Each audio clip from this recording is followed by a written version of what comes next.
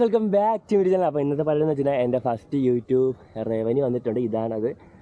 പിന്നെ അതേപോലെ തന്നെ നല്ല കാര്യങ്ങൾ പണിയാണെങ്കിലും ഒത്തുവരും, അതേപോലെ എന്തെങ്കിലും നല്ല നടക്കുമ്പോൾ അതും ഒത്തുവരും. അപ്പോൾ യൂട്യൂബ് റവന്യൂ മാത്രമല്ല നമ്മുടെ ബിടെക് ഇൻ മെക്കാനിക്കൽ എഞ്ചിനീയറിങ്ങിൻ്റെ സർട്ടിഫിക്കറ്റ് വന്നിട്ടുണ്ട്.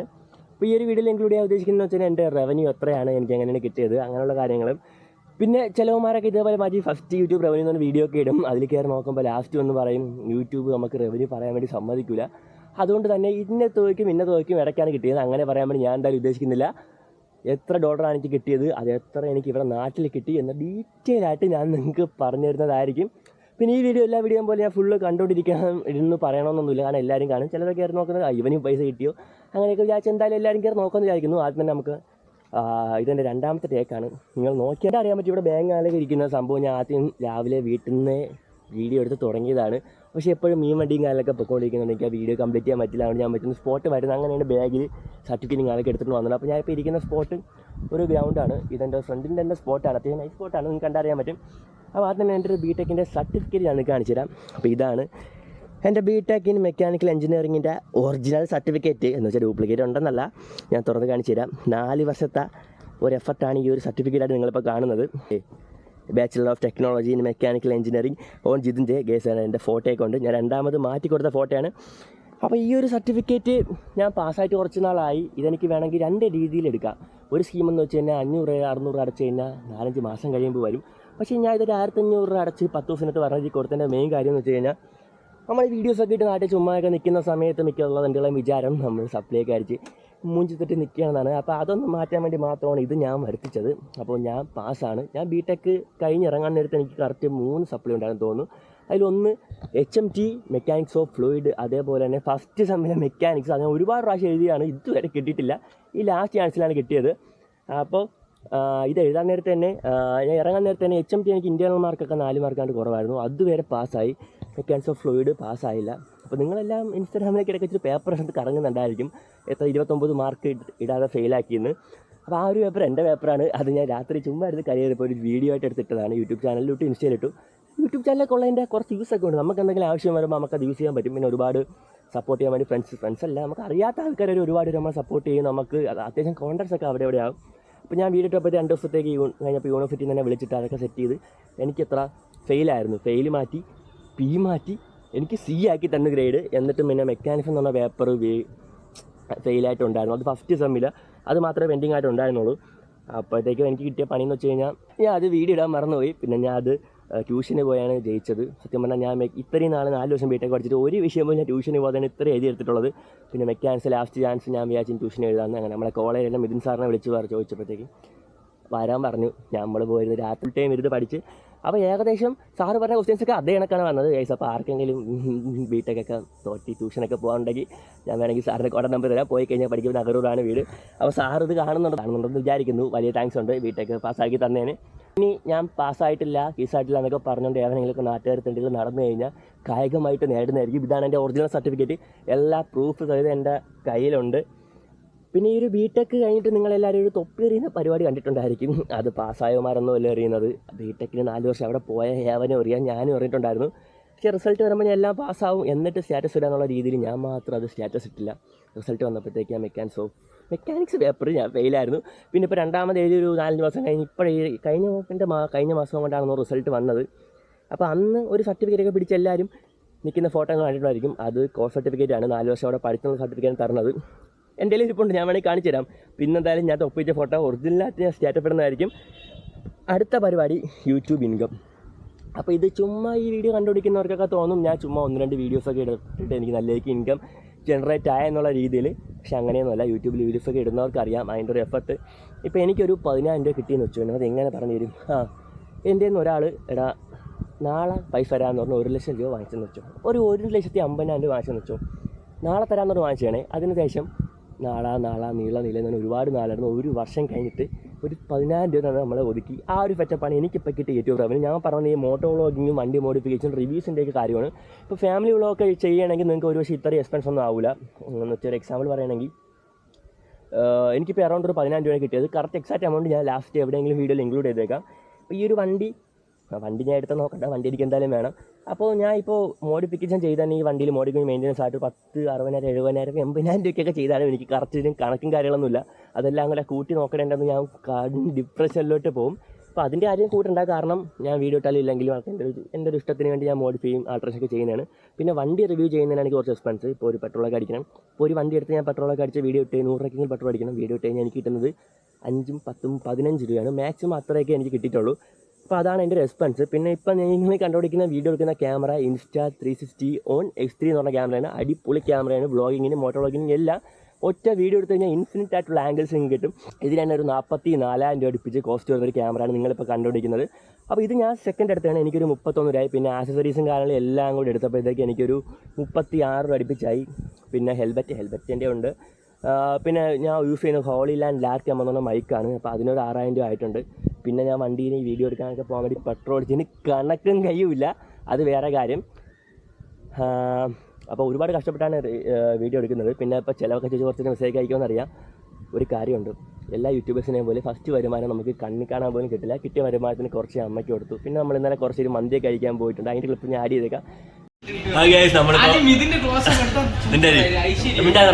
നമ്മളിപ്പോൾ മന്തി കഴിക്കാൻ വേണ്ടി നമ്മുടെ സാർമൻസിൽ എത്തിയൊക്കെയാണ്. നമ്മുടെ പയ്യന്മാരൊക്കെ ഉണ്ട്, നമ്മുടെ ദിമോറിനുണ്ട്, ഗോവർദ്ധനിക്കനുണ്ട്, അച്ചുണ്ട്, പിന്നെ എൻ്റെ അനിയനുണ്ട്.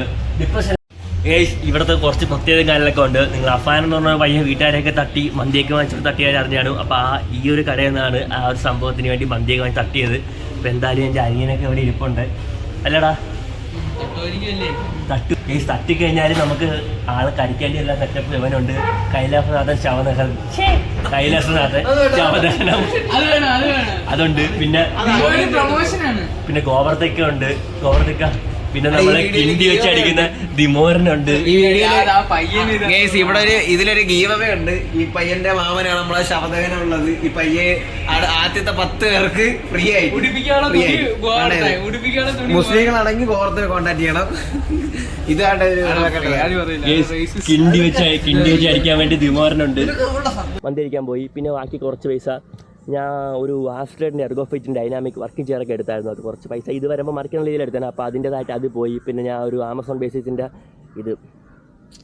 ട്രൈപോഡ് സ്റ്റാൻഡ് എടുത്തായിരുന്നു, അതിൻ്റെ പൈസ. പിന്നെ റിംഗ് ലൈറ്റ്, അങ്ങനെയൊക്കെ പൈസ പോയി. ഇപ്പോൾ എൻ്റെ ബാക്കിയുള്ള പൈസ കുറച്ച് ദിവസം ഞാൻ വണ്ടിയിൽ എണ്ണ അടിച്ചു. പൈസ മൊത്തം തീർന്നിട്ടുണ്ടെന്ന് പറയാനില്ല. ഇപ്പോൾ ഞാൻ കുറച്ച് പൈസ നിങ്ങളെ കാണിച്ചിട്ടുണ്ട്. അതിലെൻ്റെ റവന്യൂ ഫുള്ളൊന്നുമില്ല. എന്ന് വെച്ച് കഴിഞ്ഞാൽ ആ ഒരു ചെയറിൻ്റെ പൈസ കുറച്ച് മറിച്ച് ചെയ്യണം. അപ്പോൾ അതിന് കൊടുക്കാണ്ട് അത് കൊടുക്കുമ്പോഴത്തേക്ക് ഇതും കൂടി തീരും. പിന്നെ കുറച്ച് അമ്മാമ്മയ്ക്ക് അപ്പൂപ്പനൊക്കെ കൊടുക്കണം. അപ്പോൾ ഫസ്റ്റ് റവന്യൂ ആരുടെയും കയ്യിലൊന്നും കാണില്ല. അപ്പോൾ എനിക്ക് കിട്ടിയ റവന്യൂ എന്ന് വെച്ച് കഴിഞ്ഞാൽ $127. $127 × 80 എത്രയാണ് നിങ്ങൾ അടിച്ചു നോക്കുക. അപ്പോൾ അത്ര ഈക്വലൻ്റ് ആയിട്ടുള്ള മണി എനിക്കിവിടെ നാട്ടിൽ കിട്ടണം. അത് ഡോളേഴ്സിലാണ് $127 കിട്ടണം. നോർമലി എനിക്ക് യൂട്യൂബ് ഇൻകവും കാര്യങ്ങളൊക്കെ അയക്കുന്നത് ഓരോ മാസവും 21-ാം തീയതിക്കകത്ത് വരെ എത്ര ഡോളർ ജനറേറ്റ് ആയി അത് 21-ാം തീയതി അയക്കും. അതൊരു 26-നകത്ത് കിട്ടണം. എൻ്റെ ഫസ്റ്റ് റവന്യൂ ആണ്. പിന്നെ ഞാൻ കേരള ഗ്രാമീൺ ബാങ്കിൻ്റെ അക്കൗണ്ടാണ് കൊടുത്തിരുന്നത്. അതുകൊണ്ട് തന്നെ എനിക്ക് കുറച്ച് ലേറ്റായി. 21-ാം തീയതി അയച്ചത് എനിക്ക് ഇന്നിപ്പോൾ 6-ാം തീയതി ആയി. എനിക്ക് ഇന്നലെ വൈകിട്ടാണ് ഈ ഒരു സാധനം കിട്ടിയത്. എൻ്റെ സർട്ടിഫിക്കറ്റും ഇന്നലെ ഞാൻ PSCക്കൊക്കെ പോയിട്ട് വന്ന സമയത്ത് സർട്ടിഫിക്കറ്റ് അമ്മയുടെ സർട്ടിഫിക്കറ്റ് ഒന്ന് എടുത്തു നോക്കി. കുറച്ച് കഴിഞ്ഞപ്പോൾ തന്നെ ഞാൻ ഈ റവന്യൂ വരാൻ ലേറ്റ് ഈ ചീവിട് അലക്കുന്നുണ്ട്. റവന്യൂ ലേറ്റാണ്. ഞാൻ കുറച്ച് ബാങ്കിൽ പോയത്. അപ്പോൾ മാനേജറായിട്ട് കോൺടാക്ട് ചെയ്ത് മാനേജർ എനിക്ക് ഇന്നലെ വൈകിട്ട് മെസ്സേജ് അയച്ചായിരുന്നു, ഇന്ന് ക്രെഡിറ്റ് ആവുമെന്ന്. കുറച്ച് നേരത്തെ ക്രെഡിറ്റ് ആയി. അപ്പോൾ $127.8 സംതിങ് ആണ്. എക്സാക്ട്ലി അത്ര വരും. അപ്പോൾ അതിനെ ഇന്ത്യൻ മണിയിലായിട്ട് കൺവേർട്ട് ചെയ്ത് മൈനസ് ടാക്സ് എല്ലാം കഴിഞ്ഞ് എനിക്ക് കിട്ടിയ പൈസ എന്ന് വെച്ചാൽ 10,391. എനിക്ക് അത്ര രൂപയാണ് കിട്ടിയത്. ഇപ്പോൾ ഈ ഒരു സെറ്റപ്പിലൊക്കെ ഇത് ജസ്റ്റ് ഒരു പാഷനായിട്ട് ചെയ്തിട്ടേ കാര്യമുള്ളൂ. അല്ലെങ്കിൽ ഒരുപാട് സബ്സ്ക്രൈബേഴ്സ് കൊണ്ട് നിങ്ങൾക്ക് ഒരുപാട് ഇൻകം ജനറേറ്റ് ചെയ്യാൻ പറ്റും. എനിക്ക് പിന്നെ ഇതിൽ ഇനി ഒരു $22-23 അങ്ങോട്ട് കിടപ്പുണ്ട്. അവൻ്റെ അടുത്ത പ്രാവശ്യം സ്ഥിരം വരുമാനമൊക്കെ വരണമെങ്കിൽ ഞാൻ മിക്കവാറും ബാങ്ക് മാറ്റി ഫെഡറൽ ബാങ്കിലോട്ടൊക്കെ ആക്കുകയാണ്. ഒരുപാട് പേര് സജസ്റ്റ് ചെയ്യുന്നത് യൂട്യൂബ് ഇൻകമൊക്കെ വരാനും ഡോളറൊക്കെ വെച്ചാൽ ഫെഡറൽ ബാങ്കാണ് നല്ലതാണ്. എന്നാൽ കുറച്ചുകൂടെ പെട്ടെന്ന് കിട്ടുമെന്ന്. പക്ഷേ ഈ ഒരു കാര്യം ഞാൻ ബാങ്കുമായിട്ട് കോൺടാക്ട് ചെയ്തപ്പോൾ ബാങ്കിൻ്റെ ഭാഗത്തല്ല തെറ്റി. ഫസ്റ്റ് റവന്യൂ ഒക്കെ ലേറ്റ് ആവും. പിന്നെ ബിസിനസ് 5 വർക്കിംഗ് ഡേയ്സാണ് പറയുന്നത്. അപ്പോൾ US ഇവിടുത്തെയും വർക്കിംഗ് ഡേയ്സൊക്കെ തമ്മിൽ വ്യത്യാസം കാണും. എനിവേ അടുത്ത മാസം നോക്കാം. അടുത്ത മാസം നോക്കേണ്ട ആവശ്യമില്ല. അടുത്ത മാസം ഇൻകം വരില്ല. ഇനി ഒരു 4-5 മാസം കഴിഞ്ഞിട്ടേക്ക് വരും. എനിക്ക് തോന്നുന്നു ഒരു 50,000 ഫോളോവേഴ്സ് സബ്സ്ക്രൈബേഴ്സൊക്കെ ഉണ്ടെങ്കിൽ അത്യാവശ്യം റവന്യൂ ജനറേറ്റ് ചെയ്യാൻ പറ്റുമെന്ന്. പിന്നെ ഈ ഒരു ഫസ്റ്റ് റവന്യൂ ജനറേറ്റ് ചെയ്യുന്നതിൻ്റെ അകത്ത് വെച്ചിട്ട് നിങ്ങൾക്ക് എന്തെങ്കിലും ഡൗട്ടും കാര്യമൊക്കെ ഉണ്ടെങ്കിൽ എനിക്ക് ഇൻസ്റ്റയിലൊക്കെ മെസ്സേജ് അയച്ചാൽ മതി. ഇൻസ്റ്റയിൽ ലിങ്ക് എനിക്ക് അക്കൗണ്ട് ബാക്കി കിടപ്പുണ്ട്. അതിന് അതുവരെയൊക്കെയുള്ള കാര്യമൊക്കെ എനിക്ക് ഏകദേശം അറിയാം. ഇല്ലെങ്കിൽ ഞാൻ ആരെങ്കിലും കണക്റ്റെങ്കിലും ചെയ്തു തരാം. അപ്പോൾ കണ്ടന്റ് ക്രിയേറ്റേഴ്സൊക്കെ കാണുന്നുണ്ടെങ്കിൽ എന്നെ ഒന്ന് കോൺടാക്ട് ചെയ്താൽ മതി. ഞാൻ വിശദമായിട്ട് കാര്യങ്ങളൊക്കെ പറഞ്ഞുതരാം.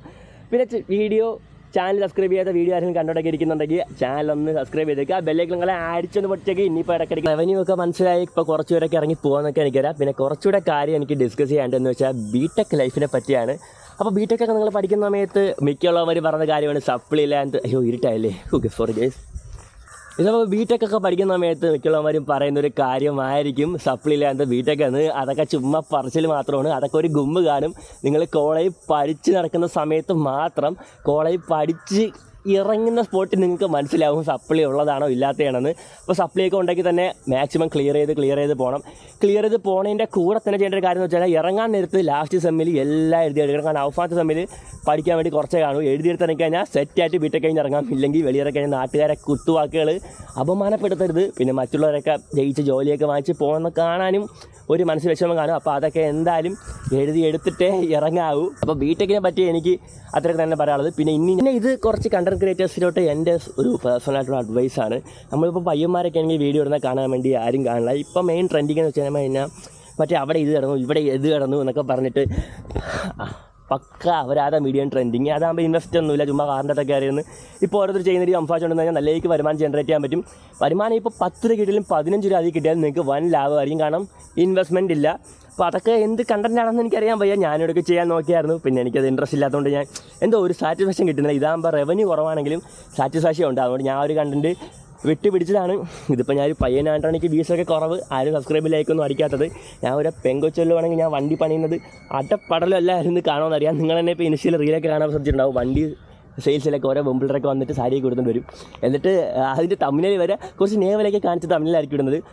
അത് കാണാൻ വേണ്ടി എത്ര പേരാണെന്നറിയാമോ. നമ്മൾ ഈ മര്യാദയ്ക്ക് വീഡിയോ കിടത്താൻ ഒരുത്തനും കാണില്ല. ഞാൻ പെമ്പിളറല്ലോ ആണെങ്കിൽ ഞാൻ കുറച്ച് ബെല്ലി ഡാൻസൊക്കെ കളിച്ച് നേവലൊക്കെ കാണിച്ച് ഞാൻ ഇപ്പോൾ ചറപറ വീസ് ഉണ്ടാക്കിയേ.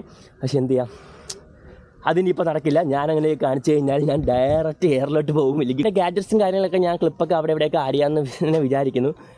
പിന്നെ എന്താ സംഭവം ഉണ്ടായിരുന്നു. ഇതാണ് എൻ്റെ വണ്ടി, ഇതാണ് വണ്ടി, ഇതാണ് നമ്മളിപ്പോൾ വീഡിയോ എടുത്തുകൊണ്ടിരിക്കുന്ന സ്പോട്ട്. പിന്നെ എനിക്ക് പറയാനുള്ള കാര്യം എന്ന് വെച്ച് കഴിഞ്ഞാൽ വീഡിയോസൊക്കെ ഇടുമ്പോഴത്തേക്ക് വലിയ റവന്യൂ ഒന്നും ഇല്ലെങ്കിൽ നിങ്ങൾ വിചാരിക്കുന്നതിനേക്കാൾ കൂടുതൽ കോൺടാക്ട്സും കമ്പനികൾ നിങ്ങൾക്ക് കിട്ടും. ഒരുപാട് പയ്യന്മാർ എനിക്ക് ഇൻഷ്യൽ മെസ്സേജ് അയച്ച് സപ്പോർട്ടും ചെയ്യുന്നുണ്ട്. അതേപോലെ നല്ല രീതിക്ക് കമ്പനിയാണ്. പയ്യന്മാരൊക്കെ പറയും ബ്രോ അവിടെ എത്തുമ്പോൾ വിളിക്കും ഇവിടെ എത്തുമ്പോൾ വിളിക്കുന്നൊക്കെ. ഞാൻ വിളിക്കാത്ത മെയിൻ കാര്യം എന്ന് വെച്ച് കഴിഞ്ഞാൽ ആരാണ് മെസ്സേജ് അയച്ചതെന്ന് എനിക്ക് അറിയാൻ വയ്യാത്തതുകൊണ്ടാണ് അങ്ങനെ വിളിക്കാത്തത്. എൻ്റെ സ്റ്റോറിയൊക്കെ കാണുമ്പോൾ വിളിച്ചാൽ മതി. വണ്ടിയൊക്കെ ഓടിക്കാൻ തരണമെങ്കിലും വണ്ടി കാണണമെങ്കിലൊക്കെ വന്നാൽ മതി. അപ്പോൾ ചെയ്തേക്കുന്ന അൾട്രേഷൻ കാണാനൊക്കെ ഡീറ്റെയിൽസും വേണമെങ്കിലും എന്നെ തന്നെ കോൺടാക്റ്റ് ചെയ്താൽ മതി. അപ്പോൾ എന്നെ ഇതുവരെ സപ്പോർട്ട് ചെയ്ത എല്ലാവർക്കും വലിയൊരു താങ്ക്സ് ഉണ്ട്. ഈ ഒരു സ്ഥലം നമുക്ക് സ്പോൺസർ ചെയ്ത വാല്യൂ ബൈ ഇപ്പോൾ പുറത്താണ്. ചെറുക്കൻ വന്നിട്ട് വേണം നമുക്ക് ഒരു ചിലവ് കൂടെയൊക്കെ നടത്താൻ അടിച്ച് പൊളിക്കാൻ വേണ്ടി. ചെറുക്കൻ ഇടയ്ക്കിടയ്ക്ക് പോകും, ഇടയ്ക്കിടയ്ക്ക് വരും. ആ ഒരു സെറ്റപ്പാണ്. അപ്പോൾ ഇവിടുത്തെ പരിപാടി കഴിഞ്ഞ് നമ്മളിവിടെ ചലിക്കാൻ പോകണം. പിന്നെ ഒരു കാര്യമുണ്ട്, 1 ലക്ഷം സബ്സ്ക്രൈബേഴ്സ് ഞാൻ എന്തായാലും അടിക്കും. ഒരു സിൽവർ പ്ലേ ബട്ടൺ എൻ്റെ വീട്ടിൽ കൂടി ഞാൻ തൂക്കുകയും ചെയ്യും. ഗോൾഡ് പ്ലേ ബട്ടൺ ഒന്നും വാങ്ങിക്കാൻ അടയ്ക്കുന്നില്ല. അത് എനിക്കറിയാം, പൈസ എല്ലാം കൊടുത്ത് പണിയിപ്പിക്കും. ഇപ്പോൾ ഇൻസ്റ്റാഗ്രാമിൽ അതിനായിട്ട് സെപ്പറേറ്റ് പേജും കാര്യങ്ങളൊക്കെ ഉണ്ട്. അപ്പോൾ ചാനൽ സബ്സ്ക്രൈബ് ചെയ്ത വീഡിയോ എല്ലാം കണ്ടിരിക്കുന്നത് അതുകൊണ്ട് ഒന്ന് അടിച്ച് സബ്സ്ക്രൈബ് ചെയ്തേക്കുക. അതേപോലെ ബെല്ലൈക്കൺ എന്നെ വിളിച്ചേക്ക് എന്തൊക്കെ ഉണ്ട് അതൊക്കെ ചെയ്ത് വെച്ചേക്കുക. അപ്പോൾ ബൈ ബൈ.